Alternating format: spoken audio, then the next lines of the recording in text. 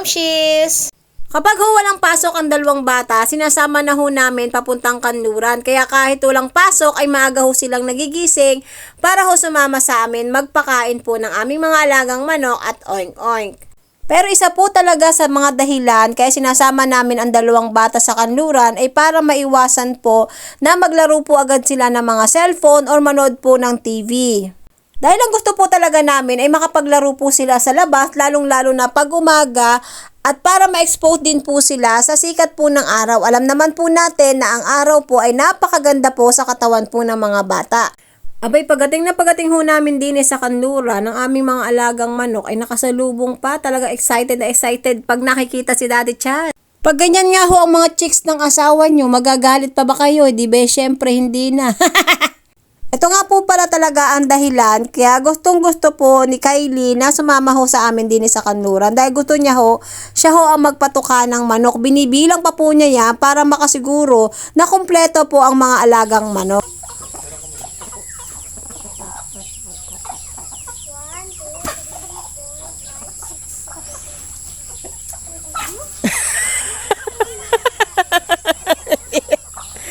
Ang gugulo daw daddy, di daw niya mabilang.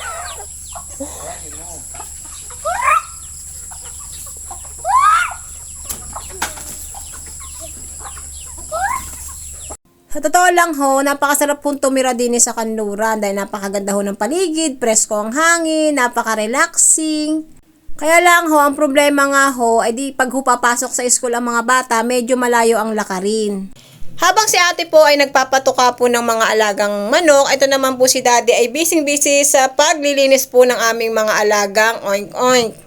Mai-share ko lang sa inyo mga mamshis para maiwasan po ang pagtatay po ng ating mga alagang oink-oink ay kailangan po malinis po ang paglalagyan ng kanilang mga pagkain. Pero ang pagpapaligo po sa ating mga alaga ay bago mananghalian para po hindi masyadong malamig. Ako naman ho, ang toka ko din syempre ang gawain ng mga babae ang magwalis ho ng paligid. Sabi ko nga kay ate, ako i-video niya para naman makita ng mga tao, ako naman ho'y kumikilos din. Baka sabihin ng mga tao, ring wala nang ginawa ring asawa na Itchad, kundi mag-video-video na lang ho din. Abay, ako ho'y nag-iimis ho din ako'y nagwawalis din naman. Pagkatapos ho maglinis ni Daddy Chad ng mga kulungan, ay saka ho namin binigyan ng pakain ng aming mga alagang oink-oink. Bago nga ho pala kami umalis din sa kanluran, sabi ko kay Daddy Chad, siya'y mamuso nang kami naman ho ay may maulam mamayang tanghali. Di swerte naman nakakuha ho kami ng 2 puso ng saging. Lang ho ang kagandahan, pag diniho tayo sa probinsya nakatira, talaga namang ho libre na ang pang-ulam, lumingon-lingon lang ho kayo sa paligid. Bago kung kayo masipag ho magtanim, di may libre ho kayong mga gulay. Pero kung ikaw ay tatamad-tamad na katulad ko, di ikaw nga. Ako nga ho'y humirit pa kay Daddy Chad, sabi ko'y manguha na rin lokban para ho kami ay may panghimagas mamayang tanghali. Abay tamang-tamay pag-uwi ko ho ang aking Mother Earth ay nakakuha na o nakapanguha na ng tanim na gulay.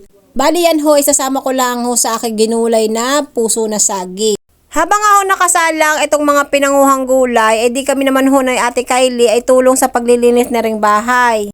Pag po talaga walang pasok, ay nagja-general cleaning po kami nila ate, siya po ay nakatoka sa pagpupunas po ng aming mga bintana.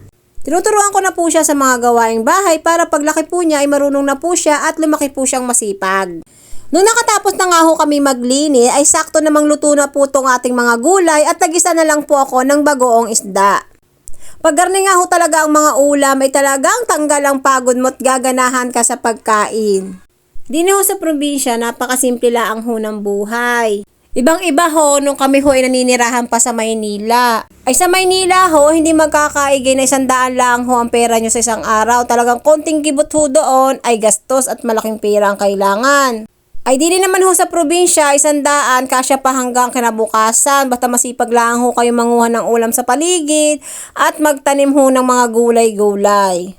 Pagkatapos ho namin mananghalian, di rin namang hulok ba ng aming nilantakan. Talagang wala ho kaming kabusugan. Dahil nakatapos na nga ho kami sa aming mga gawain at naliguan ko na rin ho ang 2 bata. Syempre, oras naman ho ng aming pamamahinga. Kaya hanggang dito na lang mga mamshi.